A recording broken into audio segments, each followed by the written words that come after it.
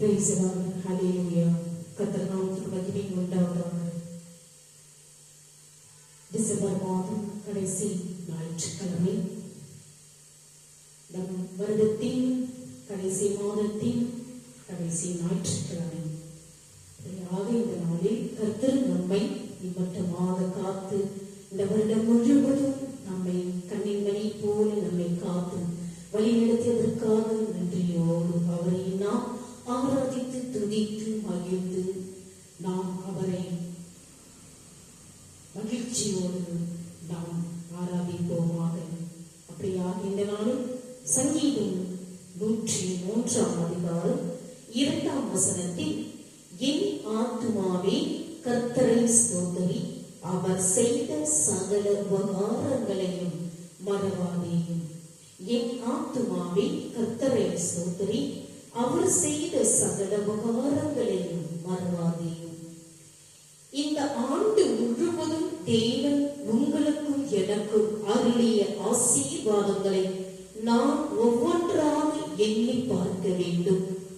அவர் தந்த உறவுகள், உதவிகள், ஆரோக்கியம், ஆவிக்குரிய வளர்ச்சி என்று பட்டியல் நீண்டு கொண்டே போகும் அல்லவா? அப்படியாக நன்றி உணர்வு ஒரு மகிழ்ச்சியான இருதயத்தை உங்களில் உருவாக்குவதுடன் உங்கள் வாழ்க்கையில் தேவன் தொடர்ந்து செயல்படும்படி ஆண்டவர் நமக்காக ஆயத்தமாயிருக்கின்றார். அப்படியாக நாம் ஒவ்வொரு நாளும் அவரை நோக்கி ஜெபிக்க வேண்டும். அன்புள்ள ஆண்டவரே, வெளியரங்கமான மற்றும் மறைவான ஒவ்வொரு ஆசீர்வாதங்களுக்காகவும் நான் உமக்கு நன்றி செலுத்துகிறோம்.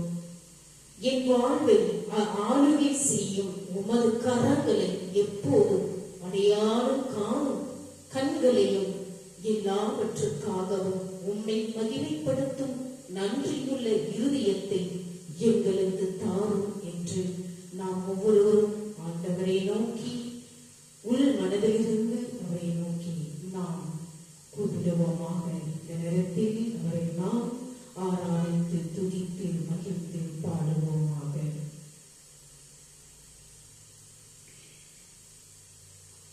இந்த பிறப்பின் ஆண்டவருடைய பிறப்பின் முன்னிட்டு நாம் அனைவரும் உள்ளத்தின் ஆழத்திலிருந்து நமக்காக கர்த்தர் பிறந்திருக்கின்றார், நமக்காக மீட்பர் கிறிஸ்து பிறந்திருக்கின்றார்.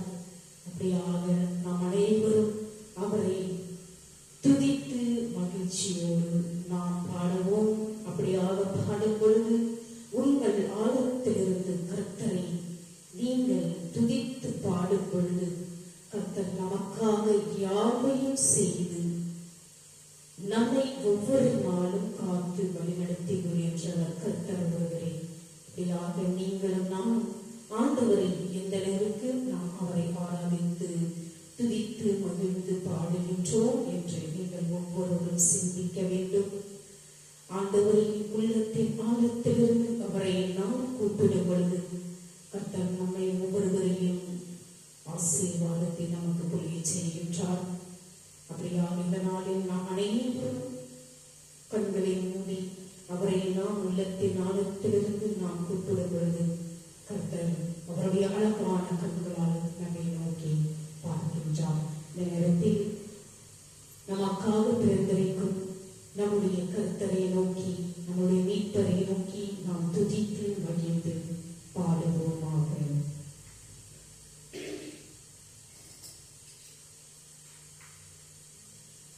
நாம் கிறிஸ்துமஸ் அன்றைய தினத்தில் பாடும்பொழுது அதே பாடலை நான் உங்களுக்கு இன்றைய நாளில் கூட இந்த ஞாயிற்றுக்கிழமை இந்த ஆராதனையில் இந்த திருப்பலியில் அதே பாடல்களை பாடி ஆண்டவர் மீட்பரை கிறிஸ்து நாம் துதித்து பாடுவோமாக.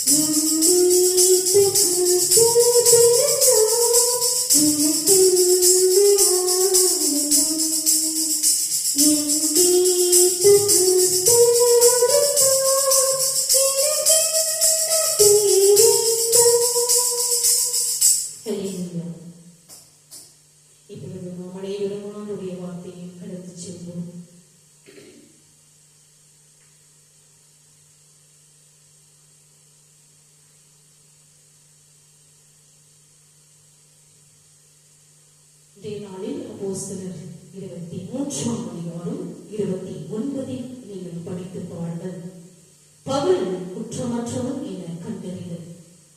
இவன் அவருடைய வேதத்திற்கு அடுத்த விஷயங்களை குறித்து குற்றம் சாட்டப்பட்டவன் என்று விலகினதே அல்லாமல் மரணத்துக்காவது விலங்குகளாவது ஏற்ற குற்றம் யாதொன்றும் இவனிடத்தில் இல்லை என்று கண்டறிந்தேன். இந்த அப்போஸ்தலரான பவுல் எழுதினார் 23ஆம் அதிகாரம் 29 நீங்கள் வாசித்து பாருங்கள். ஒரு ரோம குடிமகன் யூதர்களால் கொலை செய்யப்படவிருந்த சூழ்நிலையில் சேனாதிபதி தலையிட்டு பலத்த பாதுகாப்புடன் பவுல் செசரியாவிற்கு அனுப்பப்பட்டிருந்தான் என்பதற்காக பிரச்சனை மாற்றமடைந்திருந்தது. மேலும் அவன் எழுதிய கடிதத்தில் பவுல் ஒரு குற்றவாளி அல்ல என்பதும் அவன் ரோம சட்டத்திற்கு எதிராக எதுவும் செய்யவில்லை என்பதும் தெளிவாக குறிப்பிடப்பட்டிருந்தது. அப்போஸ்தலரான பவுலுக்கு எதிராக முன்வைக்கப்பட்ட குற்றச்சாட்டு யூதர்களுடைய நீதி சட்டத்தை பற்றியதாகவும் தீர்க்க தரிசனங்களை புரிந்து கொள்வதில் ஏற்பட்ட கருத்து வேற்றுமையினால் உருவானதென்றும் தெரிய வந்தன. பவுலுக்கு மரண தண்டனை கொடுப்பதற்கான நியாயமான காரணம் என்பதையும் தான் கண்டுபிடிக்க முடியவில்லை என தெளிவாக எழுதியிருந்தான். பவுல் என்ன செய்தான் என்பதில் குழப்பம் அடைந்திருந்த சேனாதிபதி கருத்து வேறுபாடு என்பது இறையியல் ரீதியானது தானே என்றும் அரசியல் ரீதியானதல்லவென்றும் தெளிவுபடுத்தி இருந்தார். யாரு? சேனாதிபதி. பவுல் மரணத்திற்கோ அல்லது கைதுக்கோ பாத்திரன் அல்ல என்பது இதன் மூலம் தெளிவாயிற்று. அதாவது அவன் ஒரு குற்றவாளி அல்ல, அதனால் அவன் விடுதலை செய்யப்பட வேண்டும் என்பதை உணர்த்திற்று. சேனாதிபதி எழுதிய கடிதத்தின் முக்கிய அம்சம் இதுவே ஆகும்.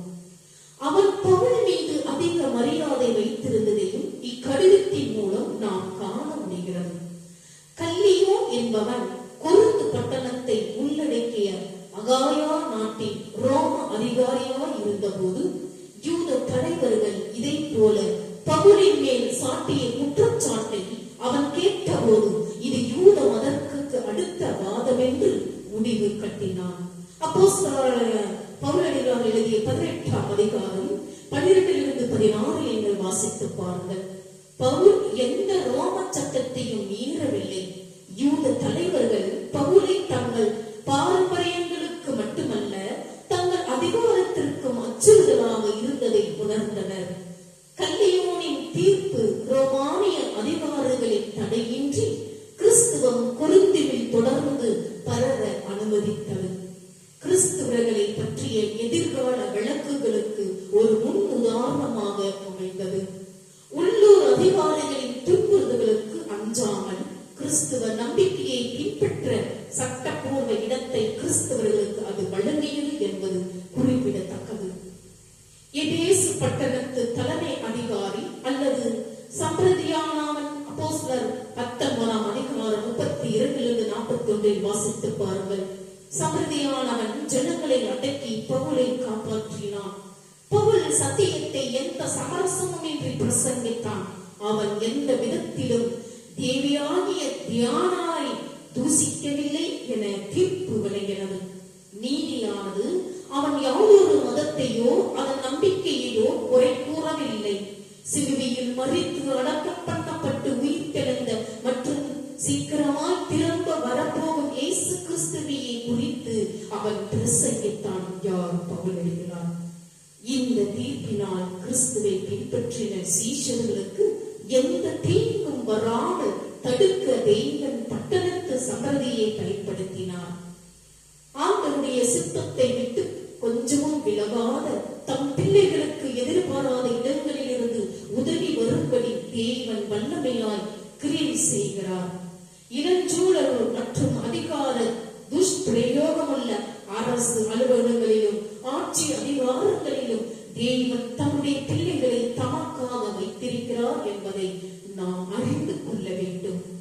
அவர்கள் உண்மையுடனும் நேர்மையுடனும் நியாயத்துடனும் தங்களது பொறுப்புகளை நிறைவேற்றும்படி கிரியை செய்கிறார் கர்த்தர்.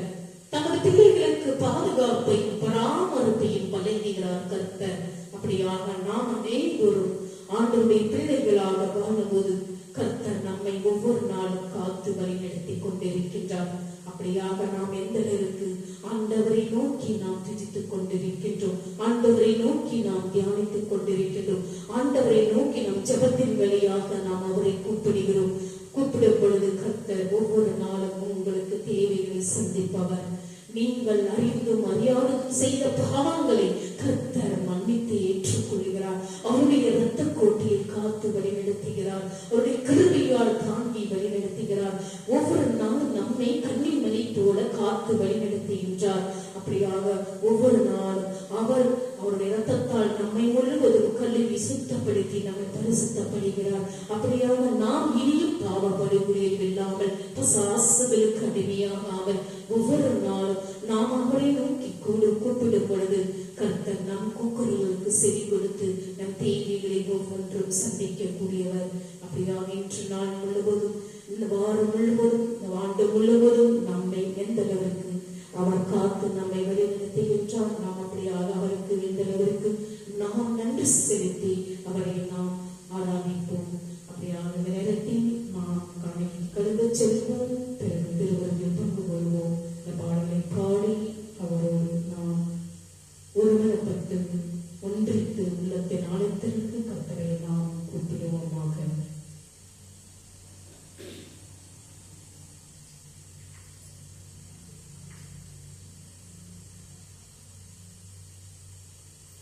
Sama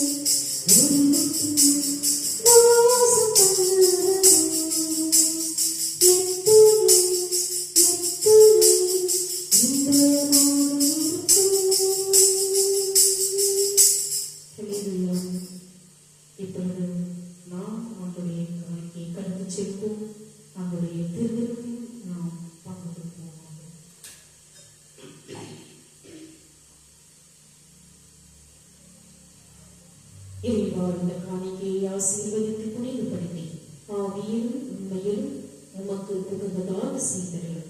இவ்வாறு உம்முடைய அன்பு திருமகன் எங்கள் ஆண்டவருமான இயேசு கிறிஸ்துவின் திருவிழாகவும் இரத்தமாகவும் இக்காணிக்கை மாறுவதாக. அவர் தாப்பாக வருவதற்கு முந்தின நாள் வணக்கத்துக்குரிய தம் திருக்கைகளில் அப்பத்தை எடுத்து வானோக்கி கண்களில் உயர்த்தி எல்லாம் உள்ள இறைவனும் தம் தந்தையுமாகி உமக்கு நன்றி செலுத்தி வாழ்த்துரைத்து அப்பத்தை பிட்டு தம் சீடர்களுக்கு அளித்து அவர் கூறியதாவது: அனைவரும் இதை வாங்கி கொள்ளுங்கள், ஏனெனில் இது உங்களுக்காக கையளிக்கப்படும் என் உடல் என்றார்.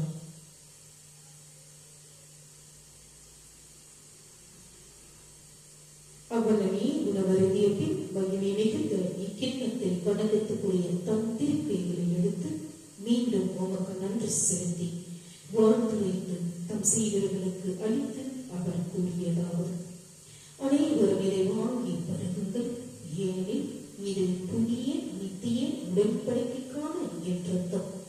இது பாவ மன்னிப்புக்கேற்று உங்களுக்காகவும் எல்லாருக்காகவும் சித்தப்படும். இதை என் நினைவோடு செய்யுங்கள் என்றார்.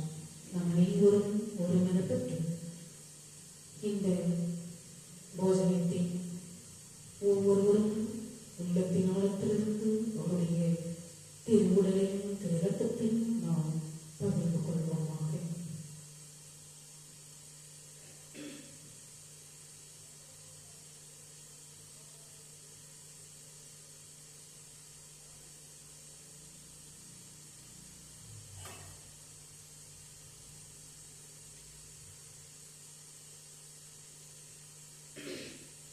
நம் அனைவரும் கண்களை மூடி இருதயமிடும் ஆண்டவரை நோக்கி ஜெபிப்போமாக. எங்கள் அன்பின் பரலோக பிதாவே, இந்த 2024ஆம் ஆண்டின் கடைசி ஞாயிற்றுக்கிழமை நாங்கள் ஒரு பாதத்தில் முன் வந்திருக்கிறோம். நாங்கள் திரும்பி பார்க்கவும் உருண்டோடு இருக்கும் இந்த வருடத்தில் நீ எங்களுக்கு பொழிந்துள்ள உமது ஆசீர்வாதங்களை எண்ணி பார்க்கவும் வேண்டிய நேரம் இது. அவை எண்ணற்றவை என்பதை நாங்கள் அறிவோம். இவ்வுலகில் உள்ள எல்லாவற்றுக்கும் நீரே எஜமானராக இருப்பதாலும் எங்களுக்கான உமது திட்டங்கள் எப்பொழுதும் சிறந்தவை என்பதாலும் நாங்கள் உம்மை போற்றுகிறோம்.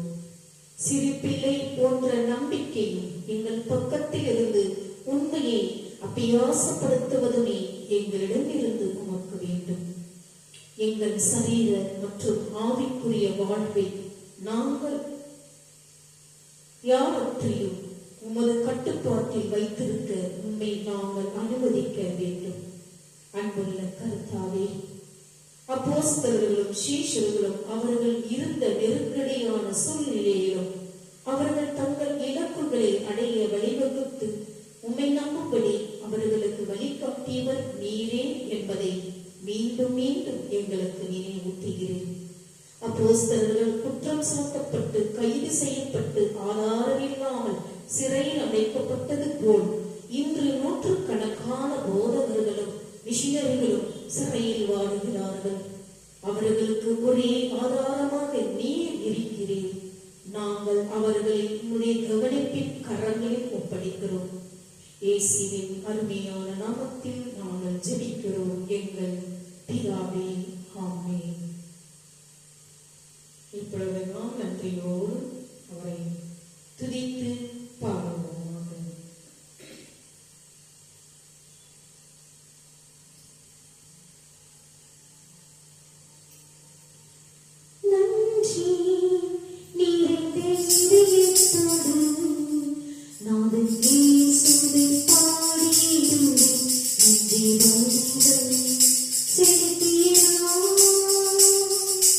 வாழ்நாளெல்லாம் உம்மை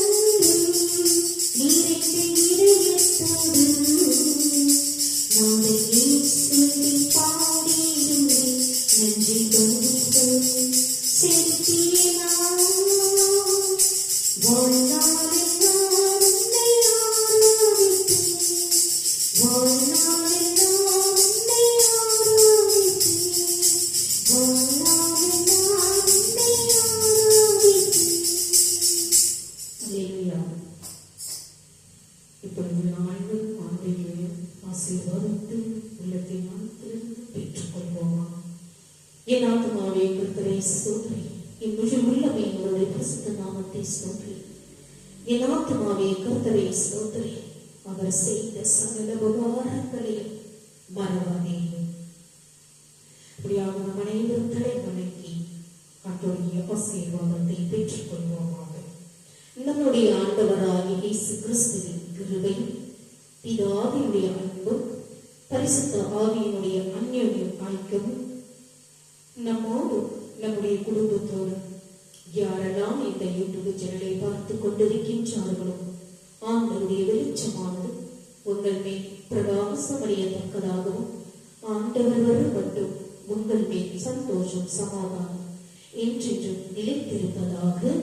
ஆமென். May God bless you. ஆண்டவர் உங்களையும் ஒருவரையும் ஆசீர்வதிப்பாராக. ஆமென்.